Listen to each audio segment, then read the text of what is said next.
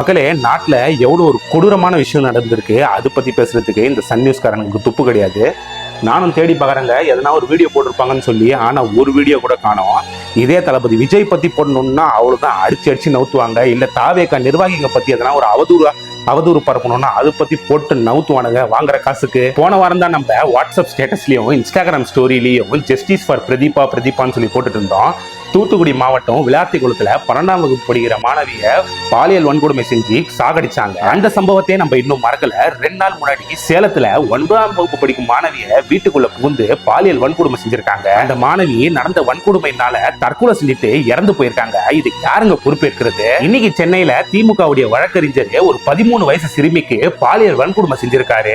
தினம் ஒரு பாலியல் குற்றங்கள் நடந்திருக்கு நம்ம நாட்டுல. நம்ம நாடு எதை நோக்கி போயிட்டு இருக்கு மக்களே? பெண்கள் பாதுகாப்புல நம்பர் 1 சொல்ற நம்ம தமிழ்நாட்டினுடைய முதலமைச்சர் எங்க போயிட்டாரு? ஏன் இன்னும் குரல் கொடுக்க மாட்டாரு? அவருடைய கட்சிக்காரங்களே தினம் ஒரு பாலியல் குற்றங்கள் செஞ்சுட்டு இருக்காங்க. இதெல்லாம் யார் தாங்க கேக்குறது? கொடூர தீய சக்தி அரசை நம்ம எல்லாரும் முடிச்சு கட்டணும். அதுக்கு நமக்கு கண்டிப்பா ஒரு மாற்றம் தேவை. வரக்கூடிய சட்டமன்ற தேர்தலில் ஏப்ரல் 23ஆம் தேதி நீங்க எல்லாரும் விசில் சின்னத்துக்கு வாக்களிங்க. குறிப்பா இந்த நியூஸ் சேனல் எடுத்துக்கிட்டீங்கன்னா, இந்த சன் நியூஸ் தளபதி விஜய் பத்தி மட்டும் எதனா ஒரு நியூஸ் இருந்துச்சுன்னா 20-30 போஸ்ட் வீடியோஸ் போட்டு தள்ளுவானுங்க. ஆனா அவங்க ஆட்சியில நடந்தது இந்த கொடூர சம்பவத்துக்கு ஒரு வீடியோவோ ஒரு போஸ்டரோ எதுவுமே காணோங்க. நம்ம தளபதி தேர்தல் வாக்குறுதியில கொடுத்த மாதிரி வீரமங்கை வேலுநாச்சியருடைய படை நம்ம தமிழ்நாட்டுக்கு கண்டிப்பா தேவை. மாற்றம் தேவை மக்களே. வாக்களிப்பீர் விசில் சின்னத்தில். நன்றி.